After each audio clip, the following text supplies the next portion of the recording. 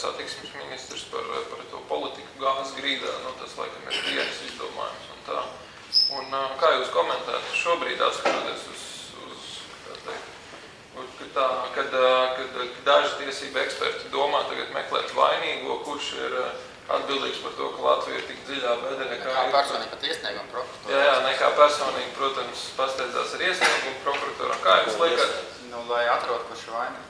Amatpersonu, kur ir vainīgi. Kā jūs redziet, ja tagad kāds grib pateikt, ka Šlesers ir vainīgs, ka lielākā daļa sabiedrības ir nodzērusies visā šajā laikā, jo, redziet, Šlesers ir bijis pie varas un nav aizliedzis ar kādu īpašu likumu dzert, atvainojiet.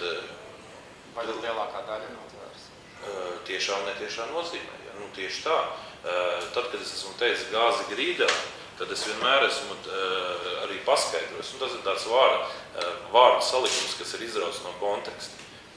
Mans viedoklis ir bijis tāds, šis ir iespēja laiks, izmantosim to maksimāli pareizi, mēģināsim gūt maksimālo labumu no tā, ka valstī ir ārkārtīgi liels iespējas šajā laikā, kad mēs esam iestājušies Eiropas Savienībā, laikā, kad mēs atrodamies pie NVS, valstī izmantosim šo laiku, strādāsim. Ja?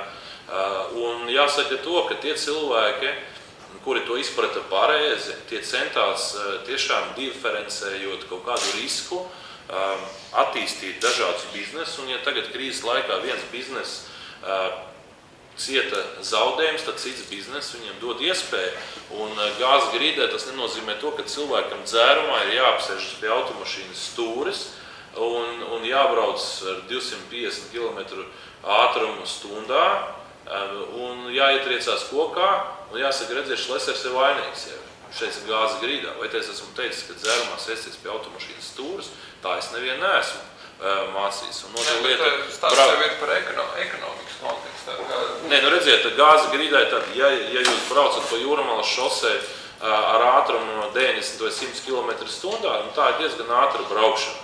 Bet, ja kāds velkās, es atvainojos ar 40 km/h pa Jūrmalas šosei, tad man šķiet, viņš rada problēmas. Viņš brauc par ārējo kreiso joslu. Ja? Un tā, diemžēl, bieži ir bijis iespēja laikā, kāds ir braucis ar ātrumu 40 km/h. Es te nerunāju par 250, kur ir jau jālido. Es runāju par maksimālo iespēju izmantošanu, ja ir atļauts 100 km ātrumu, tad ar 100 arī jābrauc. Un jāsaka to, ka, diemžēl, daudzi uztvēra, ka kredītu ņemšana, tāpēc, ka viņi ir pieejami un laba dzīvošana uzreiz nenopelnot naudu, ka tas ir tas veids, kā viņi izprot šo iespēju laiku. Dzīvo labi uzreiz nenopelnot naudu. Es nekad nevienu neesmu aicinājis tērēt naudu, pirms tu to naudu esi nopelnījis. Esmu teicis, izmanto šo iespēju, strādā, pelni. Ja, un, diemžēl, daudz ir pārpratuši, un tā, diemžēl, atbildība, kas jāuzņemās daudziem. Tas, ko valdība... Kuriem būtu atbildība jāuzņemās? Tieši tie, kas domāja, ka var neko neradot, neattīstot normālu biznesu, vienkārši pērkot kaut ko un pārdodot, ka viņi... Ja kāds ir nopelnījis, ja kāds ir paspējis kaut ko pārdot laicīgi, vai tad viņš šo naudu tagad aizies un atdos tiem, kuriem šodien problēmas, kāds ir nopelnījis. Redziet, mēs, protams, gribētu dzīvot kā visbagātākās pasaules valsts. Bet, ziniet, pirms kādiem vairākiem gadiem man bija iespēja aizbraukt uz Indiju. Tad es aizbraucu uz Indiju. Tad bija arī tāda uzņēmēja delegācija šajā braucienā. Un braucot pa Indijas vienu no lielceļiem, mūsu autobus tur mašīna apstājās. Un tad es satikos ar tiem pāriem delegācijas pārstāvjiem, un visi kā viens bija vienkārši šokā to, ko viņi redzēja. Cilvēki dzīvo uz ielas, viņiem vispār tur nav nekāda nākotne, visi uzskata, ka tā ir viņu karma, liktenis, ka viņiem nākamā dzīvē kaut kas labāks bija, tā ir tā viņu reliģija, dzīves uztvere.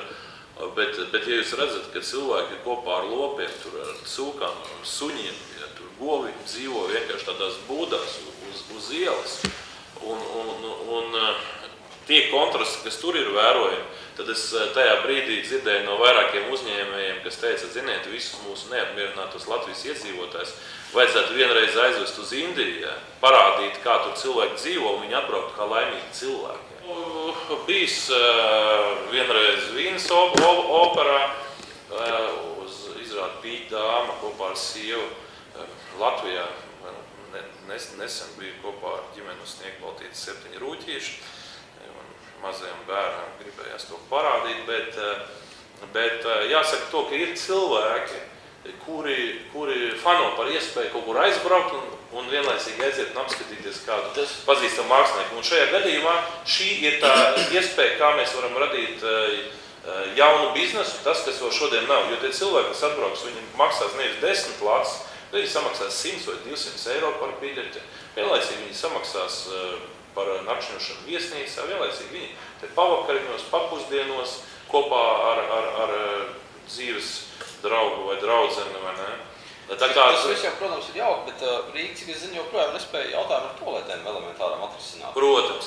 Un, ziniet, tuvākajā laikā es pats personīgi inicēšu pasākumu, kur ar atbildīgajiem Rīgas amatpersonām, vienlaicīgi ar turismu nozares pārstāvjiem, mēs iziesim katru Vecrīgas ieliņu, pirmkārt sāksim ar Vecrīgu, un runāsim nevis tikai par to, kur vajag toaletes Rīgas centrā uzstādīt, kas ir elementāri pašsaprotams jautājums, jo mēs nevaram kaut kādā veidā risināt šīs lietas, izējot no tā, ka katrā kafejnīcā tas ārzemnieks tāpat var iet un nokārtot savas dabīgās vajadzības. Tomēr jābūt arī publiskām toaletēm, kas ir ārpus kaut kādām kafejnīcām un restorāniem, kas Vecrīgi ir izvietos. Bet mums atkal ir jāizmanto labākā pieredze no tām pasaules pilsētām, kurās mēs varam kaut ko pamācīties. Man, piemēram, imponē tas, ko es esmu redzējis Venecijā, San Marka laukumā. Tur lielā laukumā ir iespēja cilvēkiem padzert kafiju, kādu suliņu iedzert, kaut ko varbūt apēst arī tādu vieglu. Un vienlaicīgi kādās 3 vietās tur ir izvietoti tādas skatuvītes, kur uzstājās dažādi mākslinieki. Bet tur ir klavierspēle, tur ir vijole, tur ir citi instrumenti arī tiek nodrošināti šajos ansamblīšos. Viņi kā savā starpā vēl sacenšās, bet tā doma ir tā, ka ļoti daudzi nāk un klausās šo dzīvo mūziku. Un laikā, kad mums ir opera, kā mēs varam mūsu operu arī reklamēt šeit Rīgā. Es uzskatu, ka mums ir 2 vietas, kur mēs varētu šāda līmeņa mūziku nodrošināt. Viens no tiem ir Filharmonijas skvērs un viens ir Doma laukums, kurš automātiski nodrošinātu interesi. Es nesaku to, ka tie mākslinieki, kas šodien uzstājas, ka viņi slikti, tur ir daudz labi, bet domāju tā, kā opera var sevi reklamēt ārzemniekiem. Ja kaut kā es neesmu redzējis, ka opera aktīvi sevi reklamē, bet izmantot Doma laukumu un Filharmonijas skvēru, kur būtu jauka mūzika. Ticiet man, daudzi, kas negrib iet uz operu. Ja? Nav tā, ka visi grib iet uz operu, visu laiku pavadīt, jo tur tomēr kaut kā jāsaģērbjas īpašam gadījumam, bet viņi labprāt aizies pusstundu, pasēdēs kafiju, padzers tur Filharmonijas skverā vai Doma laukumā, paklausīsies jauku mūziku. Un beigās, kā mēs varam samaksāt? Tie, kas vienkārši stāv un klausās, tie attiecīgi vienkārši klausās pa brīvu. Bet ja tu esi apsēdies un dzer to kafiju, tad latu vai 2, piemēram, tu vari samaksāt par to, ka tā mūzika tiek nodrošināta. Jūs bijāt pagājuši gadu klubu ietekmes sarakstā 1. vietā. Kur slēpjas tā jūsu ietekme? Ziniet, es neesmu nekad mērījis šo ietekmi.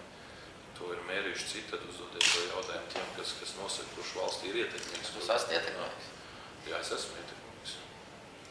Esat pats ietekmīgākais jūsu prāt?